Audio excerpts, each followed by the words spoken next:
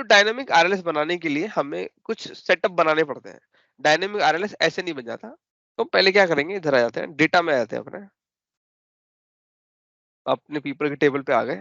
अब पीपल के टेबल में ये दो फालतू कॉलम है, इसको डिलीट मार दीजिए, कोई जरूरत नहीं है इनकी।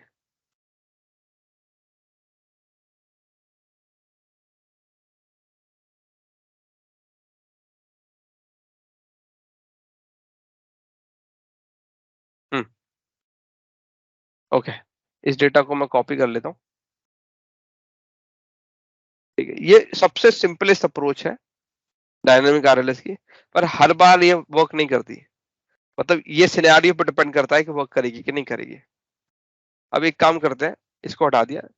देखिए, अभी भी बिल्कुल वैसी सिनेरियो है, पर डायनेमिक तरीके से हैंडल करेंगे। हमारे पास रीजन है वेस्ट, ईस्ट और सेंट्रल और साउथ। अब यहाँ पे हम क्या करते हैं, कुछ यूजर को इन रीजन का एक्सेस दे देते हैं। तो ईमेल आईडी ले ली हमने उनकी।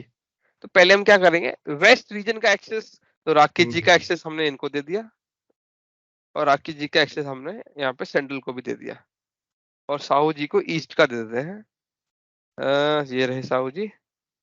ईमेल आईडी मुझे याद नहीं है, तो मैं यहाँ से कॉपी कर ले रहा हूँ। ये यहाँ पे डाल दिया और यहाँ पे डाल दिया, ये बना दिया। अब ईमेल आईडी हमने ही डाल दी है। ओके, अब इस डेटा को उठाइए, कॉपी करिए और अपने डेस्कटॉप में चले जाइए, और यहाँ पे होम में जाइए, एंटर डेटा का इस्तेमाल करके इसमें जाके इस डेटा को डाल दीजिए ऐसे। और इसको आप कह सकते हैं यूजर टेबल, यूजर टेबल कह सकते हैं, और इसको लोड कर दीजिए। इतना सा काम करना है आपको। ये दोबारा बोल देता हूँ, ये एक स्टैटिक अप्रोच, सॉरी, ये डायनेमिक तो है, पर इसमें थोड़ा बहुत मैनुअल वर्क है। वो इस वजह से है क्योंकि डेटा हमारे पास वैसा अवेलेबल नहीं है। अब यहाँ पे आए, अब नोटिस करेंगे हमने एक यूजर टेबल बना दी है, ये हमें दिख रही है, जिसमें रीजन और यूजर की ईमेल आईडीज है। अब हम इसको रिलेशनशिप के थ्रू मैप कर देंगे। इसके लिए हम इधर आए, लेआउट 3, लेआउट 1, हाँ ये सही रहेगा। उसके लिए यूजर टेबल को उठाइए ऐसे। तो आप देख सकते हैं यूजर टेबल ने ऑटोमेटिकली एक रिलेशनशिप बना दिया है हमारे पीपल के टेबल से। तो हम आरएलएस जो है अब इस टेबल पे लगाएंगे, बाकियों पर नहीं, क्योंकि इस टेबल को बनाया ही इसलिए गया था। तो अब इस अपने टेबल पे क्लिक करें, यहाँ पे भी मैनेज रोल का ऑप्शन होता है, इस पे आप क्लिक करिए। हमने ये दो रीजन को हटा देना है, इनकी हमें कोई जरूरत नहीं है। ओके, अच्छा, उसके बाद फिर से न्यू रोल बनाइए। इसको आप आरएलएस का नाम दे सकते हैं, कुछ भी कह सकते हैं। फिर हमारे यूजर टेबल पे आ जाइए। उसके बाद यहाँ पे ऐड पे क्लिक करिए। अब फिर से वही नौटंकी, इक्वल टू नहीं देना है, टेक्स्ट एडिटर पे आ जाओ, और यहाँ पे जाके एक फंक्शन लिखिए, यूजर प्रिंसिपल नेम। ये फंक्शन लिख देना है आपको बस, और उसके बाद आपको ओके कर देना है। उसके बाद मैं इसे क्लोज कर देता हूँ। अब आप कहेंगे सर ये यूजर प्रिंसिपल नेम होता क्या है? ठीक है, तो इसको चेक करने के लिए हम इधर आते हैं। इसको मैं बंद कर देता हूँ, इसको भी बंद कर देते हैं। उसके लिए हम यहाँ पे एक कार्ड ले लेते हैं। तो हमने यहाँ पे एक यूजर नाम का फंक्शन बनाया था। ठीक है जी, यूजर प्रिंसिपल नेम ये रहा। ठीक है, जैसे ही मैं इसको ड्रॉप करूंगा इधर, अब देखेंगे इसने ये पिक किया है। अब कहेंगे ये क्या है? ये मेरा डेस्कटॉप का यूजर है। आपके हर एक डेस्कटॉप में एक यूजर होता है। अब नोटिस, मतलब यूजर प्रिंसिपल नेम क्या करता है, वो करंट यूजर को पिक कर लेता है। अब करंट यूजर कोई भी हो सकता है, आप हो सकते हैं, मैं हो सकता हूँ, राइट? अब इस डेस्कटॉप पे लॉगिन करते टाइम पे करंट यूजर था ये। ठीक है जी, इसका कोई ईमेल आईडी नहीं है, पूरा का पूरा ऐसा ही है। बट जैसे ही हम इसको, अब इसको एक्शन में देखने के लिए हम इस कार्ड को उठा लेते हैं इधर से। इसको कट मारा, नोट ऊपर से नीचे से यहाँ पे आ गए, इसको कट किया, पेज 1 पे चले गए, इधर आए और इसको यहाँ पेस्ट मार दिया। एक काम करते हैं, इसको हम कहीं ना कहीं तो बिठाना पड़ेगा, इसको जगह की कमी लग रही है।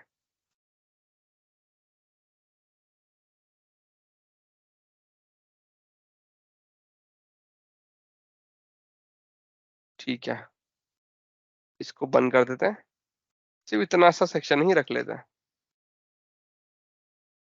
ठीक है, ये मेरा करंट यूजर हो जाता है। ओके, अब अब आप बात आती है कि आपने रोल भी बना लिया। As a part of next step, role बनाने के बाद हमें उसे टेस्ट करना होता है। इसको ऊपर रख लेते हैं, इधर आई थिंक यहाँ सही रहेगा। रोल बनाने के बाद उसको टेस्ट करना होता है। तो हम मॉडलिंग पे आए, व्यू एस पे आए, अब आपको आरएलएस पे क्लिक करना है। बट अब उस पे क्लिक करने के साथ साथ अगर आप यहाँ पे ध्यान दें, अपनी ईमेल आईडी डाल रखी थी, मतलब यहाँ पे आपने रोल तो बनाया पर आपने स्टैटिक नहीं बनाया, आपने बनाया डायनामिक। तो आपका सिस्टम फिल्टर तभी मार पाएगा जब इनमें से कोई लॉगिन करेगा। तो मान के चलिए कि राकेश जी लॉगिन करते हैं, तो इनकी ईमेल आईडी उठाओ और अदर यूजर में जाकर डाल दीजिए इधर। अब सिस्टम क्या करेगा, इस रोल को लगाएगा और उसके साथ साथ इस ईमेल आईडी को पास कर देगा। अब चेक करने के लिए आप इधर आइए और जैसे ही आप यूजर टेबल में आएंगे तो आप पाएंगे कि राकेश जी की ईमेल आईडी फिल्टर हो गई है और उसके वजह से रीजन में सेंट्रल और वेस्ट आ गया है। अब क्योंकि ये टेबल फिल्टर हो गई है तो इन दोनों की कम्युनिकेशन रिलेशनशिप से निकल के यहाँ से यहाँ जाएगी पीपल टेबल में। अब अगर आप पीपल टेबल पे आते हैं, ये रही, तो अब देखेंगे पीपल टेबल में भी दो ही रीजन है। हाँ, अब इस रिलेशनशिप को यूज करके यहाँ से यहाँ पे भी जाएगी। अब ऑर्डर टेबल पे आ जाते हैं। अब ऑर्डर टेबल पे जैसे हम आए, ये रहा। अब नोटिस करेंगे ऑर्डर टेबल में भी सेंट्रल और वेस्ट आ रहा है। तो मतलब एक जगह डाला, मतलब रोल एक टेबल पे लगाया, उससे फ्लो होते हुए, मतलब रिलेशनशिप का यूज करके वो फ्लो होगा, हर एक टेबल को फिल्टर करेगा जो उस डायरेक्शन में यूज हो रही है।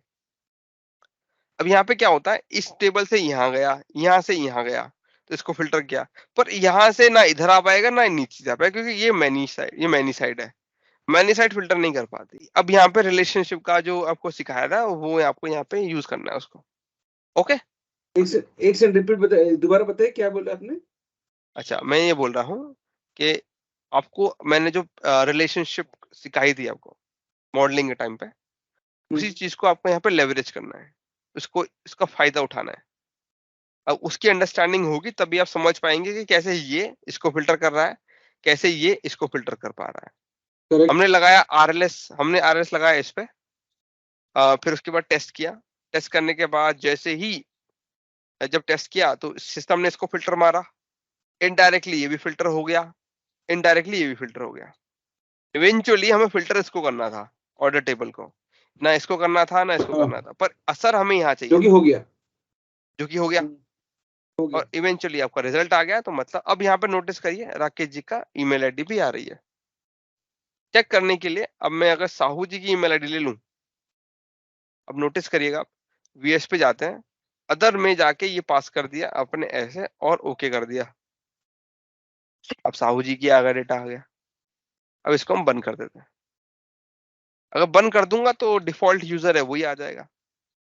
अब मैं इसको पब्लिश कर देता हूँ। पब्लिश करने के बाद साहू जी और राकेश जी आप इसको बताइए मुझे कैसे चल रहा है। हाँ, पब्लिश करने से पहले एक चीज और दिखानी है, सेलेक्ट करिए,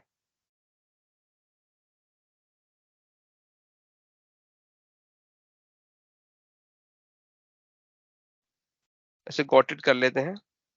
अब जैसे मैंने बताया आपको, स्टेप बताए थे मैंने, पहले आप रोल बनाते हैं, फिर आप टेस्ट करते हैं, फिर आप पब्लिश करते हैं, उसके बाद आप क्या करते हैं, सर्विस में जाते हैं और यूजर असाइन करते हैं। तो वापिस आए सर्विस में, इसको पेज को रिफ्रेश करेंगे, क्योंकि हमने ईस्ट और साउथ का जो रोल बनाया था वो डिलीट कर दिया था, राइट।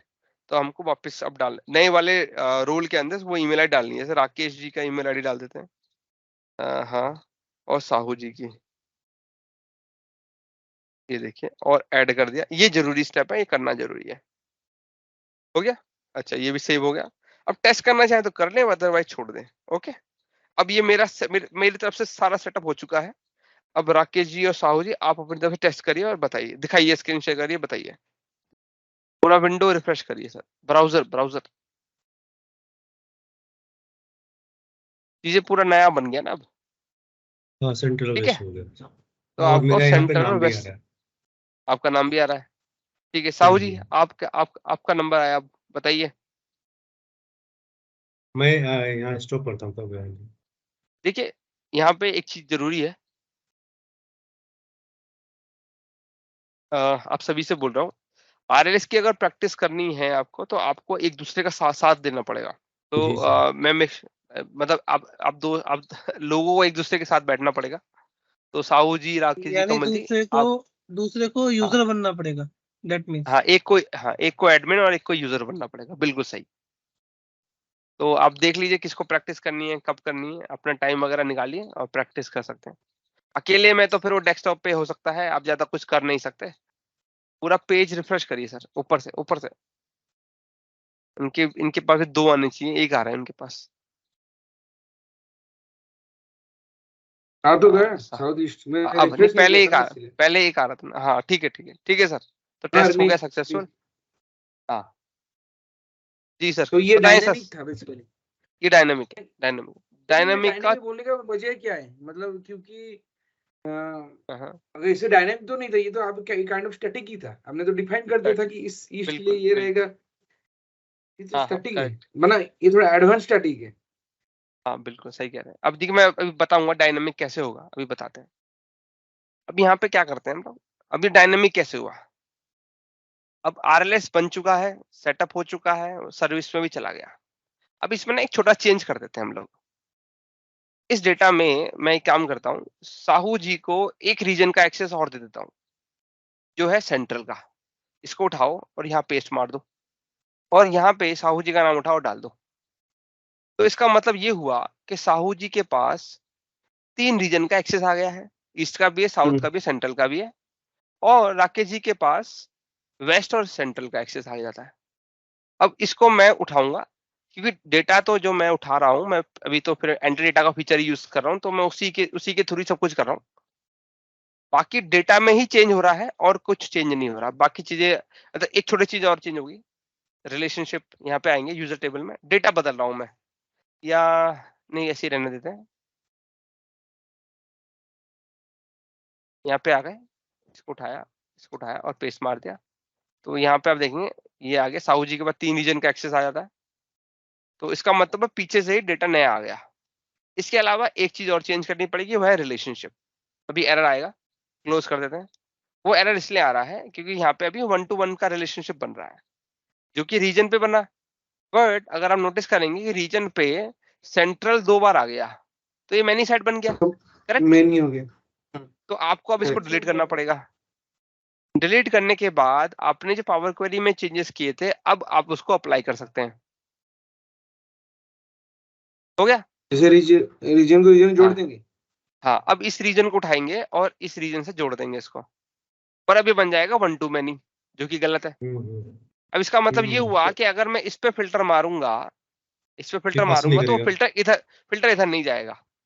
तो इसका मतलब मुझे इसको बाई डायरेक्शन बनाना पड़ेगा। यहाँ पे आइए और यहाँ पे बोथ कर दीजिए इसको, और अप्लाई कर दीजिए। बस इतना कर देना है, और कोई काम नहीं है इसमें। अब फिर से वही चीज दोहराते हैं। हम होम पे आए। अब देखिए, मैं ना सिक्योरिटी बनाऊंगा, अब मतलब रोल नहीं बनाऊंगा, मतलब आरएलएस का कोई काम नहीं करूंगा अब मैं, बस टेस्ट करूंगा चेक करने के लिए। व्यू पे गए, सॉरी, मॉडलिंग और व्यू एज। फिर उसके बाद आरएलएस पकड़ा, अदर यूजर पकड़ा, ईमेल आईडी उठाएंगे साहू जी की, और पेस्ट मार देंगे इधर, और अप्लाई कर देंगे। अब इधर आते हैं, ये रिलेशनशिप यूज कर रहा है सिस्टम। इधर आए, यहाँ पे आए, यहाँ पे आए, फिर इधर आए। 3 आ गए इधर। हाँ जी, हाँ जी।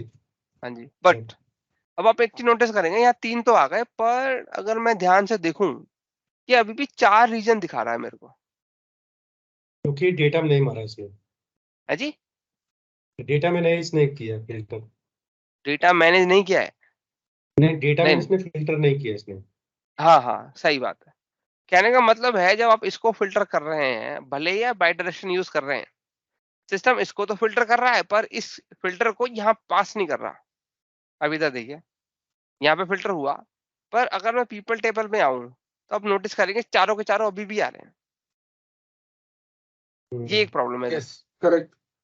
है ना। इस वजह से आपका आरएलएस चल नहीं रहा है। तो उसके लिए आपको रिलेशनशिप पे दोबारा जाना पड़ेगा। यहाँ पे छोटी सी सेटिंग है, जिसे आप कहते हैं apply security filter in both direction. इसको अनेबल कर दीजिए, और ओके कर दीजिए। अब इसे ओके करने से सिस्टम क्या कर देगा कि जो फिल्टर पहले ये पास नहीं कर रहा था because of both direction filter, अब वो पास करने लगेगा इधर पीपल के टेबल में। अब पीपल की टेबल फिल्टर हो गई तीन रिकॉर्ड से। अब ऑर्डर के टेबल में जाएंगे तो ऑर्डर के टेबल में नोटिस करेंगे आप कि यहाँ पे भी 3 रिकॉर्ड ही आ रहे हैं। अब उसके बाद आप अपने मेन पेज पे आ जाइए, तीन आ गए, हो गया काम। Okay, done, clear. अब इसको बंद कर ये देते हैं। जो राकेश हाँ। सर जी क्रॉस फिल्टर के नीचे था, वो बूथ के नीचे अप्लाई फिल्टर, ये सिर्फ हाँ। आरएलएस में ही वो करता है, क्योंकि इससे पहले तो हाँ। आपने बताया नहीं था इसके बारे में। हाँ, उसके पहले नहीं बताया था। आरएलएस का ही है ना, उसको लिखा भी तो है। अगर आप उसका टर्म को पढ़ेंगे वो क्या बोल रहा है तो आपको समझ में आएगा क्या लिखा है। देखिए क्या पढ़िए जरा इसको, क्या लिखा हुआ है। Security apply security filter in booth directions. तो सिक्योरिटी का मतलब क्या, अच्छा, आरएलएस रो लेवल सिक्योरिटी। इसीलिए आया यहाँ पे। तो ये तभी अच्छा सर, आएगा एक्टिव तभी होता है जब आप सिक्योरिटी यूज कर रहे हो और जब आप बोथ डायरेक्शन पे हो। ये दो चीजें मैटर करती हैं, अदरवाइज भूल जाइए इसको। सर जो आरएसएल लगा रहे हैं तो केवल जैसे कि मान लीजिए आरएसएल पे क्लिक करें, थोड़ा सा ये उस पे हाँ, इस कहाँ पे जाना है। सर्विस पे, सर्विस पे। अच्छा रुकिए, अभी आता हूँ उस पर भी। नहीं सर, ओके चलिए।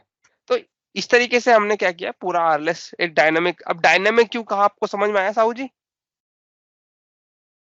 नहीं नहीं सर, डायनेमिक तो मुझे नहीं लगता डायनेमिक हो रहा है। अरे सर आप समझे ही नहीं। अब आपको मैंने यहाँ पे एक एक्सेस दे दिया, मतलब डेटा में एक नया बंदा और आ गया। तो अब मुझे बताइए कि क्या मैं इधर गया, मैंने क्या दोबारा इसको बनाया, मैंने इसमें कुछ छेड़छाड़ी करी, कुछ नहीं किया। नहीं। पहली चीज तो एक तो ये चीज नहीं करी मैंने। दूसरा, पब्लिश करते ही मैं डायरेक्टली आप इसको एक्सेस कर सकते हो। यहाँ पे आ गए, सेलेक्ट कर दिया इसको। अब आप जाके खुद चेक करो कि मैंने आरएलएस पे अब कुछ भी टच नहीं किया है, जो जैसा था वैसा का वैसे ही बरकरार है, जैसा था वैसा का वैसा ही। तो इसीलिए डायनामिक है। अब मतलब यहाँ पे अगर सपोज कमल कोई एक कमल, बंदा, लेकिन अगर कमल जी कहने को का ऐड मतलब करोगे, है कोमा कहाँ पे। नहीं अगर वो वहाँ उस मेन जो टेबल हाँ हाँ बनाया है सर। आपने यूजर का टेबल, वहाँ अगर साउथ में अगर हाँ। कमल जी का नाम ऐड कर दो फॉर एग्जांपल, नीचे से लिखो हाँ साउथ, हाँ करो ना, दिल्ली साउथ। अच्छा हाँ ठीक है, कमल, साउथ। हाँ सर। कमल जी का एड्रेस डालो, अच्छा उनका अच्छा ईमेल ठीक है। आईडी। हाँ जी ठीक है। अब अब तो वही तो कह रहा हूँ, अभी अभी मतलब क्या वही कुछ टाइप करने की जरूरत नहीं, बस अरे आप रिफ्रेश कर देने से। क्रक्स समझे नहीं चीज का। पहली चीज समझिए कि डेटा तो रिफ्रेश होता ही होता है, राइट, होगा ही होगा। मैंने सैंपल के तौर पे एंटर डेटा यूज किया हुआ है, हाँ जरूरी हाँ, थोड़ा है कि आप भी सैंपल के लिए एंटर डेटा ही यूज करोगे। आप मैं टेबल बहुत सारे भी, डेटा, आप इतने सारे डेटा सोर्स है उनमें से किसी और का यूज कर लेना।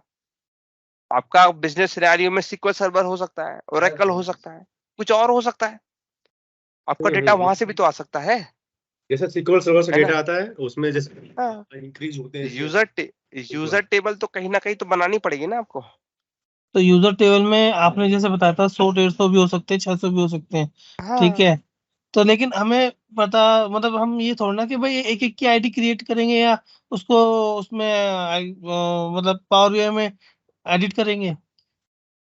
हमें तो एक ऐसा पावर होना चाहिए बीआई। ना कि जैसे सपोज दैट हम कोई एक ईमेल, कोई भी मेल, बहुत सारी मेल एक उसमें हो, और हम उसे कॉपी करें और उसमें मतलब बाय डिफॉल्ट डाल दें, या फिर जैसे उसमें आता है ना मैस उसका जब मैं मैसेज करते हैं, ईमेल करते हैं, तो उसमें एक मेल टाइप करो तो सारी आ जाती है कंपनी की। सारी आउटलुक में होता सपोज है ऑटोफिल।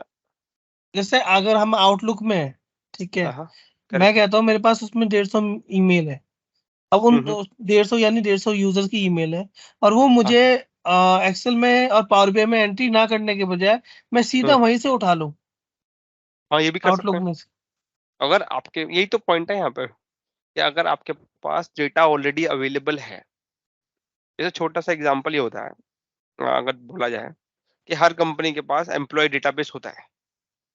अब आपने जो रिपोर्ट बनाई है, अगर आपके काम की चीजें उस डेटाबेस में है तो आप डायरेक्टली वहीं से उठा लो।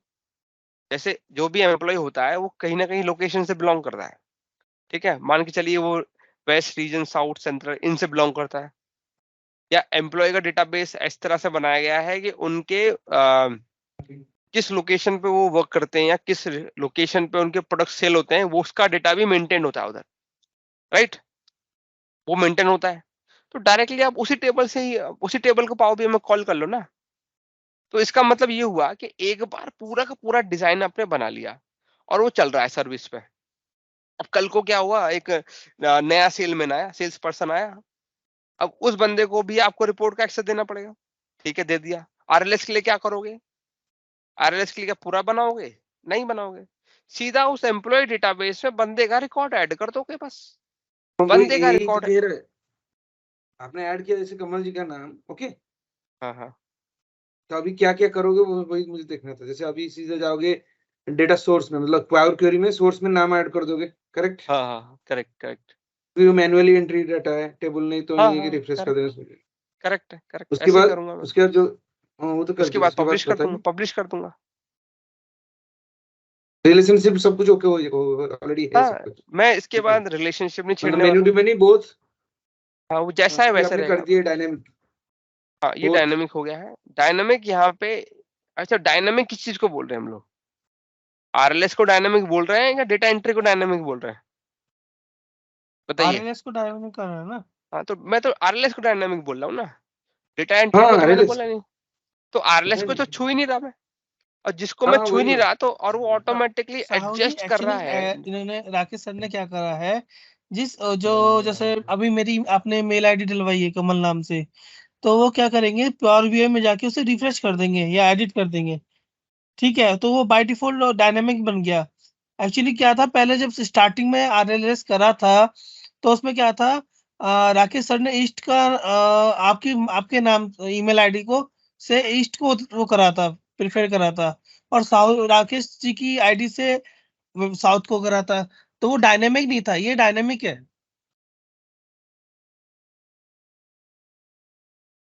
स्टैटिक आरएलएस में ये होता है कि आपको आरएलएस को छूना पड़ता है बीच बीच में जाके, ये एक थोड़ा खामी है उसके अंदर, आपको उसमें चेंजेस लाने पड़ते हैं ताकि आपका काम हो पाए।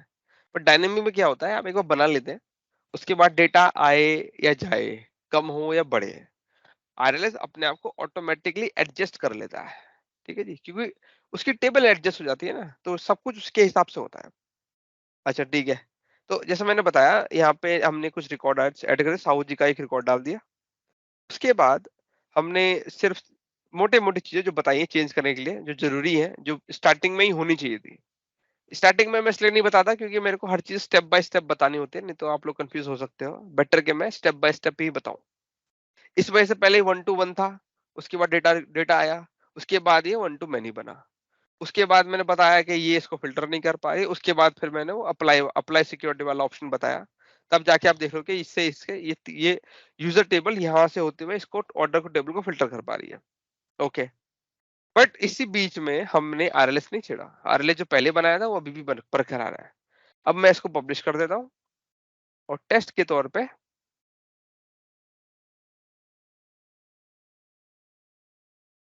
और सेलेक्ट कर लीजिए ये रिप्लेस, ठीक है साहू जी, स्क्रीन शेयर करिए।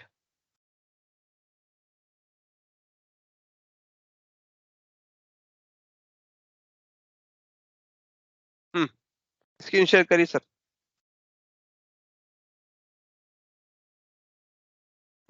पेज को रिफ्रेश करिए। अच्छा, ओ कर आपने पहले कर कर दिया, दिया। ओके। तो हम देख सकते हैं इनको 3 रीजन का एक्सेस हो गया, साउथ का, ईस्ट का और सेंट्रल का।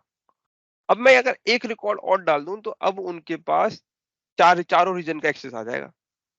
तो मुझे सारा का सारा जो काम है आरएलएस लेवल पे नहीं करना पड़ा, इंस्टेड मुझे करना पड़ा सिर्फ अपने डेटा में ही करना डेटा पड़ा। में, डेटा में ऐड सिर्फ करना, डेटा राइट। डेटा में ऐड करो, काम हो जाएगा। इसका मतलब ये भी होता है, कल को मान के चलिए एक नया यूजर आ गया, पर यहाँ पर ना एक छोटी सी कमी और है, वो और बता देता हूँ आपको। अभी भी पूरी तरह डायनामिक नहीं है, इसमें एक पोर्शन है उसको भी डायनामिक करना जरूरी है। ओह नहीं, इधर है, इधर, ठीक है ठीक है। ये वाला जो हिस्सा है ये अभी तक डायनामिक नहीं है। कौन सा वाला? कल को मान लीजिए कमल आ जाते हैं हमारे, एक नए हाँ, सेल्समैन आ जाते हैं, ठीक है जी। देखा तो आरएलएस कहाँ लेवल पे, हाँ बताता हूँ। अब यहाँ पे दिक्कत क्या आ गई कि यहाँ पे तो रिकॉर्ड ऑटोमेटिकली ही मेरे डेटाबेस में आ जाता है, क्योंकि वो नए ज्वाइन ही आए हैं, सेल्समैन है, तो कौन से रीजन में काम करेंगे, इनकी ईमेल आईडी क्या है, तो डेटाबेस में मिल ही जा रही है मुझे। बट प्रॉब्लम ये आती है कि उनको यहाँ पे भी ऐड करना पड़ेगा, वो प्रॉब्लम हो जाती है। करेक्ट, डिफाइन करना पड़ेगा ना। डिफाइन करना पड़ेगा।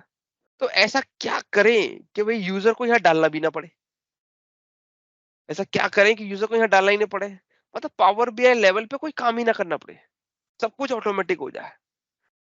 कमल जी आए, रिकॉर्ड डेटाबेस में ऐड हो जाएगा, क्योंकि रिकॉर्ड डेटाबेस में ऐड हो गया है, जैसे ही मेरी पावर बी की रिपोर्ट रिफ्रेश होगी तो नया डेटा क्योंकि आ गया है डेटाबेस में, तो वहां से पुल कर लेगी।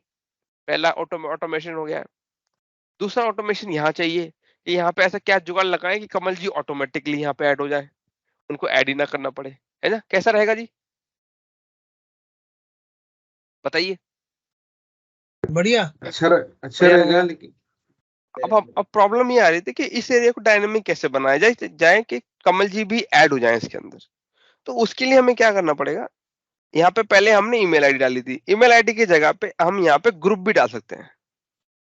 पीपल बोले तो इंडिविजुअल पर्सन, ग्रुप बोले तो एक ग्रुप ईमेल आईडी या एक ग्रुप का नेम जो हम यहाँ डाल देंगे।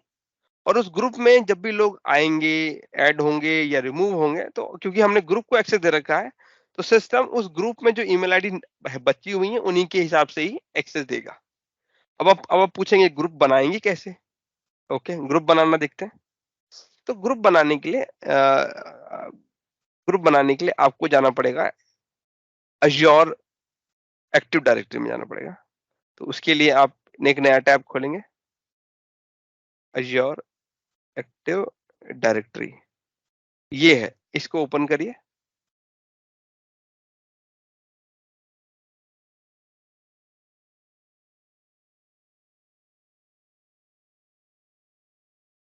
साइन इन करेंगे।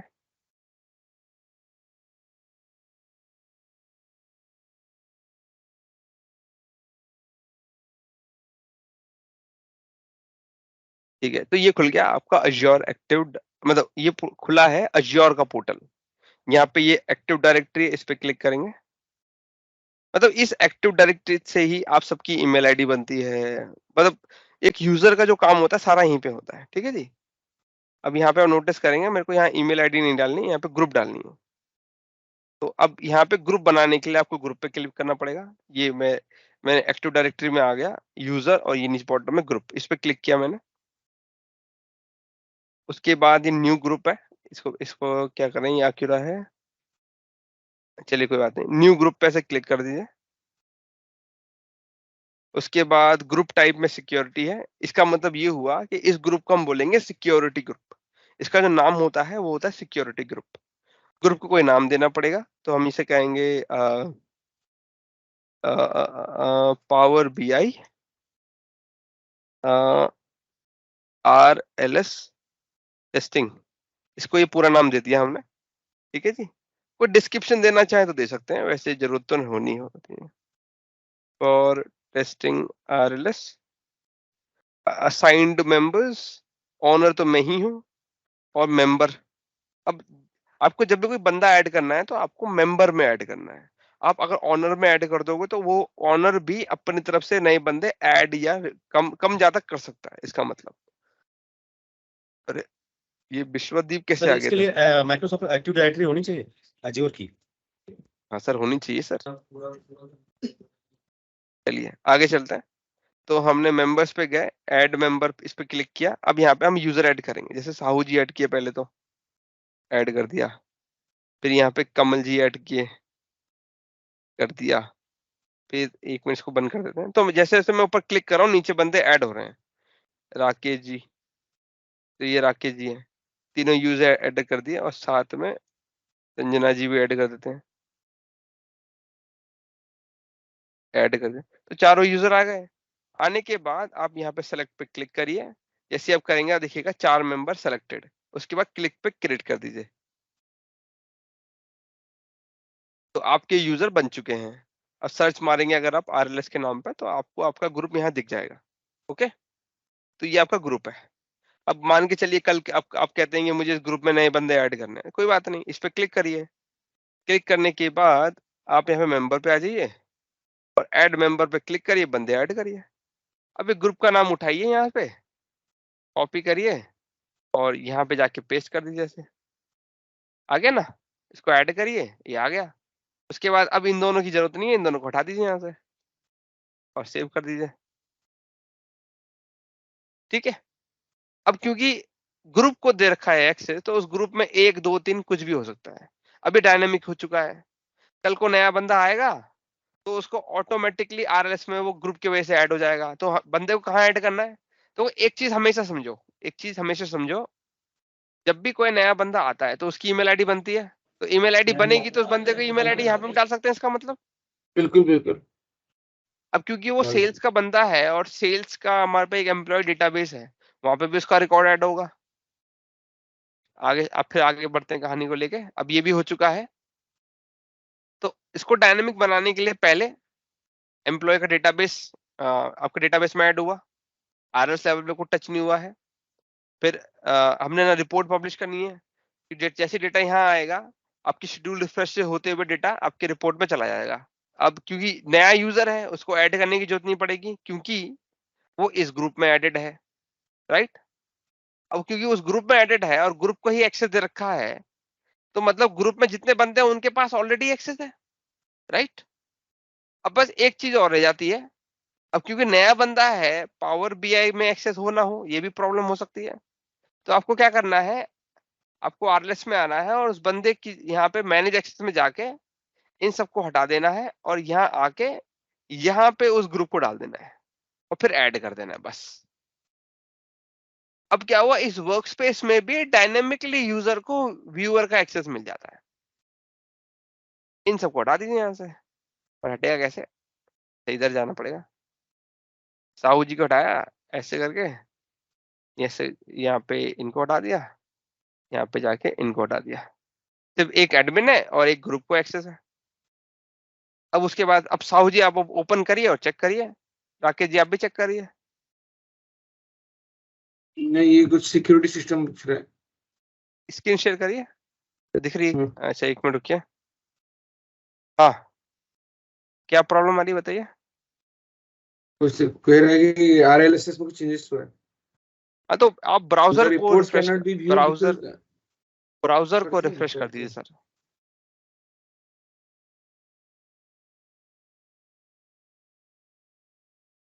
ओके, चल गया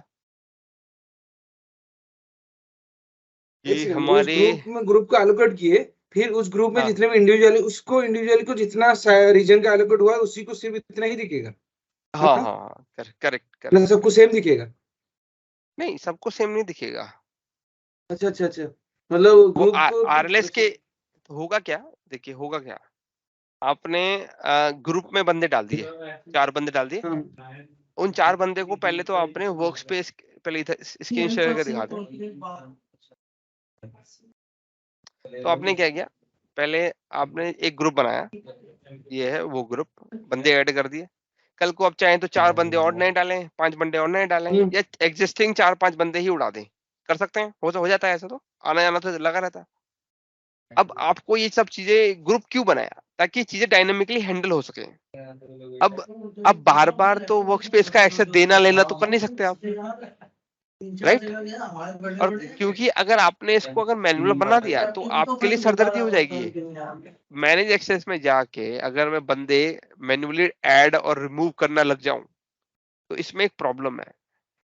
क्या प्रॉब्लम है, क्योंकि कभी कभी मेरे पास 150, 200, 300 यूजर होते हैं।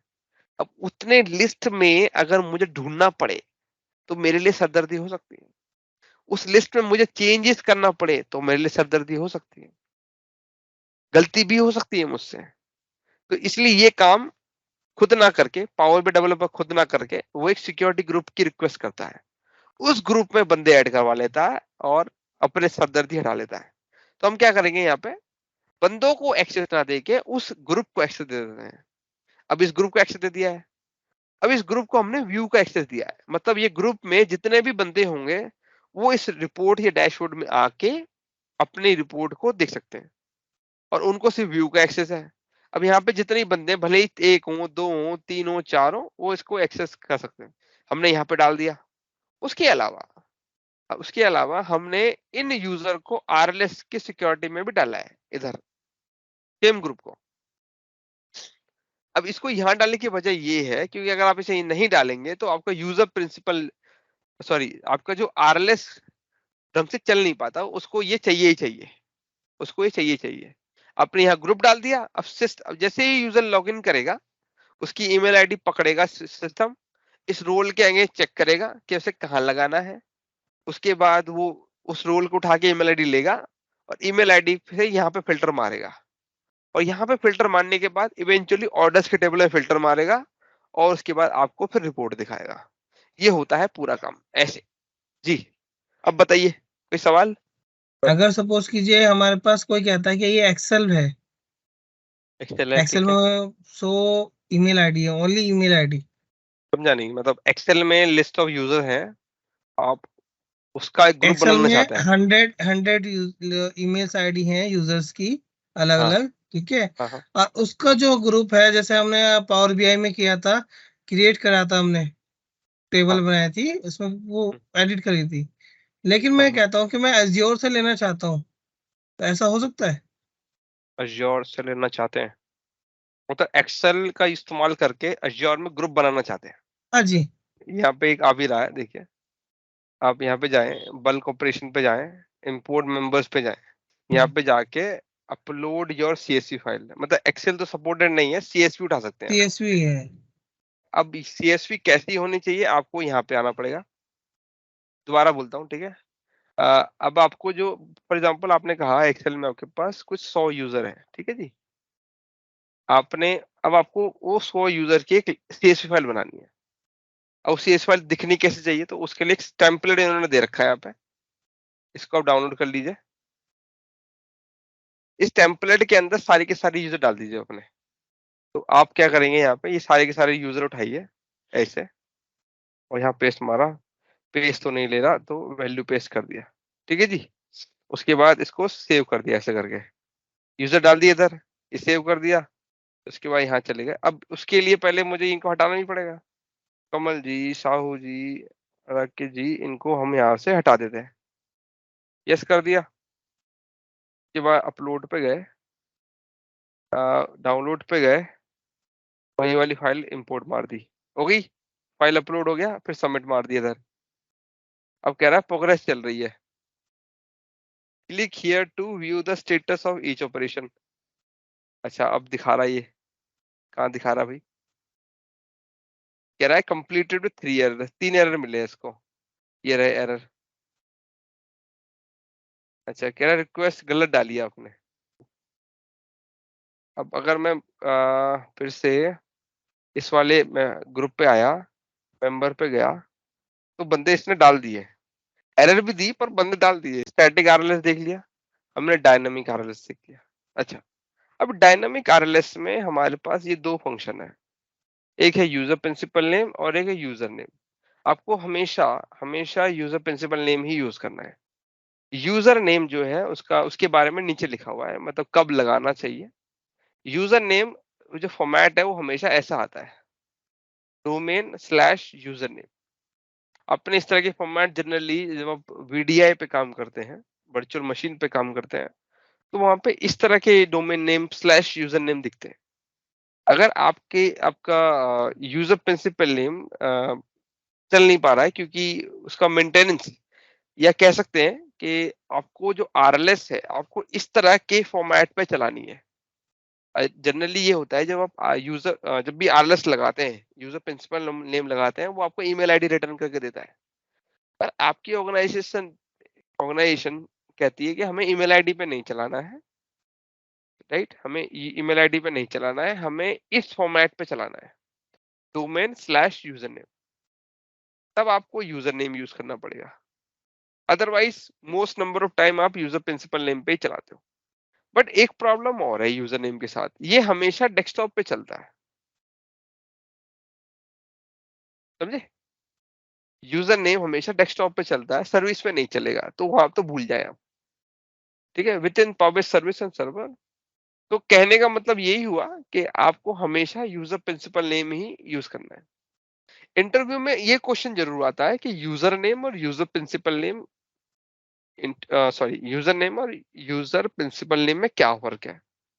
तो आप ये बोल सकते बताइए। हैं कि अच्छा, यूजर नेम आप डेस्कटॉप में यूज करते हैं और वहीं पे यूज के लिए बनाया गया है, और यूजर प्रिंसिपल नेम हम पावर पे सर्विस में यूज करते हैं, बस यही बताया, यही बताना है। आउटपुट आउटपुट सेम है। नहीं, आउटपुट अलग अलग होगा ना, सेम कैसे हो सकता है आउटपुट? अगर क्यों आप लिख देगा? अगर आप यूजर प्रिंसिपल नेम लगाएंगे तो आपको ये रिटर्न करके देता है, ईमेल आईडी। आईडी, अच्छा अच्छा। ठीक है, पर आप यूजर नेम लगाएंगे तो आपको देगा सिस्टम डोमेन का, slash system, user name, system का देता है, राइट। तब आपको ये लगाना पड़ता है। अदरवाइज ये इसी से काम चल जाएगा। कहने का मतलब मोटा मोटा कहें तो यूजर प्रिंसिपल नेम ही आपको यूज करना है। कंफ्यूजन अवॉइड करने के लिए तो यूजर प्रिंसिपल नेम ही यूज करें। अच्छा, तो अब यहाँ तक हमने डायनामिक आरएलएस भी कर लिया। अब कई बार इंटरव्यू में ये पूछते हैं कि डायनामिक, पहले पूछेंगे कि आपको आरएलएस आता है, आप कहेंगे हाँ जी आता है, तो कहेंगे बताइए आरएलएस क्या होता है, तो आप आरएलएस बताएंगे कि जी आरएलएस हेल्प करता है हमारी यूजर लेवल पे या यूजर बेस्ड रिपोर्ट क्रिएट करने में, या कह सकते हैं कि आप डेटा को रिस्ट्रिक्ट करना for each user login. User के बेस पे डेटा को आप रिस्ट्रिक्ट कर देते हैं, छोटा कर देते हैं, या लिमिट कर देते हैं, फिल्टर आउट कर देते हैं, ऐसे बोल सकते हैं, ये आरएलएस करता है। फिर आपसे अगला सवाल पूछता है कि डायनामिक आरएलएस क्या होता है।